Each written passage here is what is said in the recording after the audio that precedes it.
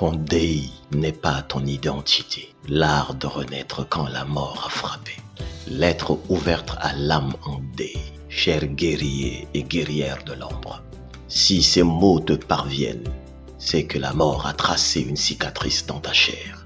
Elle a volé un sourire, éteint une voix, déchiré l'ordinaire de tes matins.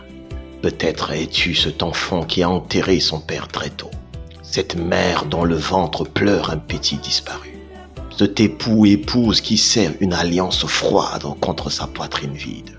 Je sais ces nuits où l'absence hurle plus fort que le silence. C'est pourquoi lancer au ciel comme des couteaux cette culpabilité qui ronge ton insomnie. Ce Dieu soudain devenu étranger, voire même ennemi. Mais aujourd'hui, permets-moi de te poser 3 questions sacrées. Premièrement, l'être aimé aurait-il voulu te voir englouti par les ténèbres? Deuxièmement, aurait-il souhaité que son dernier cadeau soit un poison éternel? Et troisièmement, s'il te voyait aujourd'hui, que te dirait-il? Écoute cette réponse qui monte en toi. Sa réponse serait vie. Oui, c'est son ultime prière. Alors pourquoi rester vivant est une offrande suprême?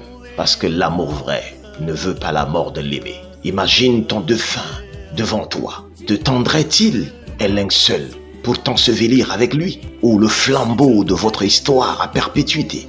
Son vœu le plus profond, voir son amour continuer à vibrer en toi. Et ainsi, l'offrande numéro 1, c'est que chaque fois que tu ris, tu crées, que tu embrasses la vie, tu lui offres un monument plus durable qu'un tombeau. Et la résilience est une révolte sacrée, parce que la mort a cru t'anéantir. Mais renaître, c'est lui voler sa victoire. Ce sourire offert à tes enfants, c'est son héritage qui rayonne. Ce projet repris, ce couple reconstruit, c'est la preuve que son amour était plus fort que la faim. L'offrande numéro 2, c'est en refusant de mourir avec lui. Tu fais de ta vie un sanctuaire où son essence respire encore. Le corps est martyrisé, trahit leur mémoire. Et la science crie à tout temps, car le deuil chronique tue. Et 87% de risques cardiovasculaires. L'âme enchaînée est rouillée par la dépression et le foie qui est pétrifié. Ton défunt n'a pas donné sa vie pour que tu offres la tienne en holocauste. C'est pourquoi refuser cette offrande, c'est laisser la mort frapper 2 fois. Ton identité est plus grande que ta douleur. Tu n'es pas une veuve ou bien un veuf, mais plutôt une survivante ou bien survivant qui a traversé le veuvage. Tu n'es pas un orphelin ou bien une orpheline, mais un porteur de l'amour parental. Ta valeur est inscrite dans l'éternel, non dans l'épitaphe. C'est pourquoi l'art de renaître, c'est ton chemin sacré. Tu dois déchirer le manteau de deuil et revêtir la tunique de résilience. Pardonne-toi de respirer sans lui. Ose refaire ta vie. Ce n'est pas une trahison, mais un hommage. Laisse Dieu être Dieu. Il n'est pas une équation à résoudre, mais un océan d'amour où même tes blasphèmes sont des prières.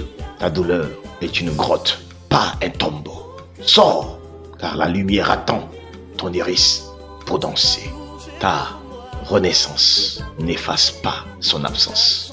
Elle en fait un soleil intérieur. Alors, relève la tête et souris à la vie. Prends soin de toi, car chaque jour est une vie. Sincèrement, à toi, avec foi inébranlable. Il a fallu pour que tout redevienne nouveau. Tout a bougé, tout a changé. Tout a bougé à moi, tout a changé. Merci Seigneur.